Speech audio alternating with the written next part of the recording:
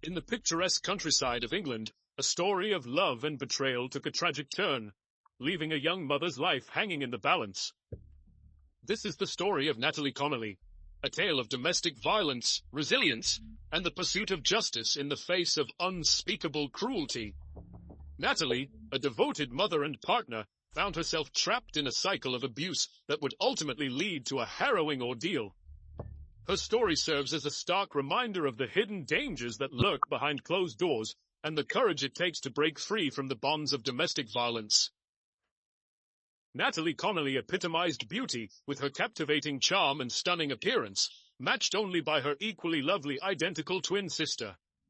Their bond was unbreakable, sharing not only looks but a deep connection. Natalie possessed a natural gift for bringing joy to those around her, effortlessly sparking laughter and engaging in conversation with anyone she met. Despite the challenges of being a single parent, Natalie devoted herself to ensuring her daughter Madison lacked nothing. Her unwavering dedication as a mother was evident in her constant presence and adoration for Madison, fostering a strong admiration from her daughter. In a bustling bar, she encountered John, a debonair and charming man who caught her eye immediately. Their connection was instantaneous, drawn together by an undeniable magnetic pull. Despite John being in his late 30s, his charm and wit swiftly captivated her heart.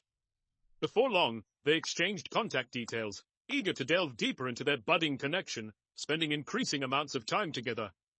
Natalie found herself irresistibly attracted to John from the moment they met, though initially unaware of his occupation or wealth. As they grew closer, John revealed his status as a multimillionaire, a fact reinforced by his extravagant gestures of affection. Lavish gifts flowed freely from his generous hand, and their evenings together were filled with luxurious dinners at top-tier restaurants. His opulent mansion seemed plucked from a fairy tale, leaving Natalie spellbound by his refined and gentlemanly demeanor. Contrary to the charming facade John projected, he harbored a trove of hidden truths. It soon came to light that John's life was far more complex than he had let on.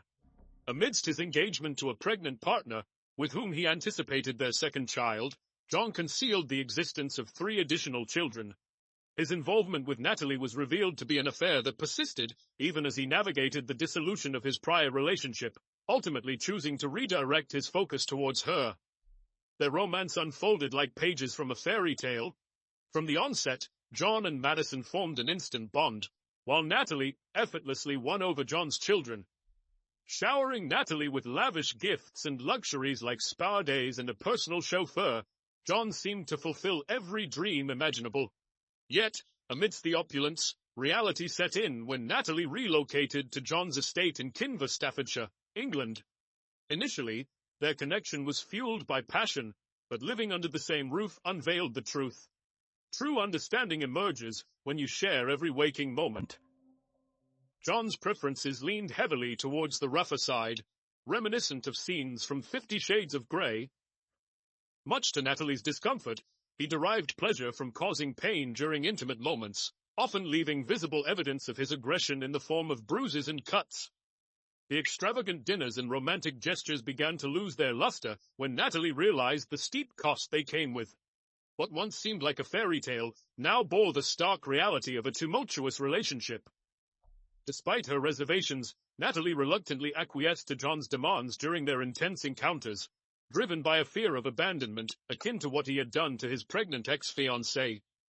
Despite grappling with this significant issue, she found contentment within the relationship and hesitated to walk away, fearing a return to the monotony of her previous life. Seeking solace and guidance, she confided in her sister and mother, revealing the wounds and bruises that bore witness to John's violent tendencies during their intense sexual encounters. While acknowledging John's prowess in the bedroom, she also disclosed the distressing reality of his penchant for inflicting pain. Coping with this dichotomy proved challenging, leaving her torn between the pleasure he provided and the harm he caused. Natalie found herself ensnared in a dilemma, torn between her desire to maintain the lavish lifestyle with John and her dissatisfaction with the intimate aspect of their relationship. Signs of strain became apparent as both Natalie and John sought connections outside their partnership. While John engaged in conversations with other women, Natalie also found herself messaging other men. When John uncovered Natalie's exchanges with other males, unbeknownst to her, his reaction was one of fury. While he didn't hesitate to pursue interactions with women himself, he vehemently opposed Natalie's involvement with other men, revealing a glaring double standard in their relationship dynamic. However, he remained silent, masking any signs of unease, and instead proposed a seemingly normal evening together on December 18, 2016. Drinks, watching a football game, and sharing supper. He ensured Natalie had an abundance of alcohol and even provided cocaine, although to a lesser extent than he consumed himself. This wasn't the first time he had orchestrated such a scenario, suggesting a pattern of behavior aimed at loosening her up before subjecting her to his despicable actions once they were alone at home. It raises questions about whether Natalie's heavy drinking on these occasions was an attempt to numb herself to the anticipated pain she knew she would endure once behind closed doors with him. For him, maintaining absolute control was paramount, ensuring he could fully indulge in his intentions towards Natalie without compromising his faculties. Thus, he meticulously regulated his alcohol intake, aiming to achieve a state of mild intoxication that wouldn't impede his actions during their sexual encounters. Following a seemingly delightful day out, culminating in a satisfying meal at one of their favored establishments, John arranged for their driver to transport them home. However, beneath the facade of normalcy lurked John's sinister and malevolent intentions for that day. Natalie's intoxication was palpable, exacerbated by the ineffectiveness of dinner in sobering her up or absorbing the alcohol. Disoriented, she stumbled out of the car upon their arrival home, inadvertently leaving her phone behind. While the logical course of action would have been to provide her with water and guide her to bed to sleep it off, John Broadhurst had far darker intentions in mind. Upon the driver's return with Natalie's phone, it remains unclear whether John revisited her messages. Subsequent toxicological testing and autopsy results painted a grim picture of Natalie's state. Despite her incapacitation, John was resolute in his desire for retribution, callously disregarding any potential consequences. Natalie became the unwilling recipient of his brutal advances as he meticulously orchestrated her suffering to inflict maximum harm. He subjected her to a barrage of violence, unleashing a brutal onslaught that included punches, kicks, stomps, and the grotesque act of throwing bleach at her face and genitals. To compound her agony, he twisted and tore at her with a bottle of carpet cleaner, its spray nozzle used as a weapon. Once he had finished his cruel assault, he callously abandoned Natalie, naked and bloodied, at the base of the stairs, her skirt haphazardly pulled up around her waist. Left to succumb to her injuries, she lay in a pool of her blood as John callously retreated to bed. Hours later, upon awakening, he discovered Natalie lifeless, having succumbed to the multitude of horrific wounds inflicted upon her, numbering a staggering 40. John's subsequent actions, including his unconvincing performance during the emergency call for an ambulance, laid bare his warped psyche. His detachment and lack of remorse were chillingly evident, as he casually informed the operator of his futile attempts at CPR, referring to Natalie's lifeless state with callous indifference. As the paramedics somberly carried Natalie's lifeless form and loaded it into the ambulance, John remained impassive, a silent observer of the tragic aftermath of his actions. Following Natalie's pronounced death, he was predictably apprehended by authorities. In a feeble attempt to justify his heinous deeds, he offered the excuse of rough sex gone too far. Claiming innocence, he alleged that Natalie had actively consented to the extreme acts, insisting that she had initiated and desired each brutal action inflicted upon her. According to John's twisted narrative, Natalie purportedly requested the injuries, the violence, and even the insertion of the carpet cleaning bottle into her body.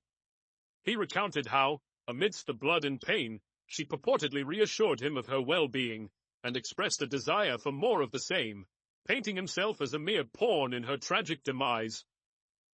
John attempted to deflect responsibility by asserting that Natalie willingly participated in rough sexual activities, asserting that they had engaged in similar encounters numerous times without issue.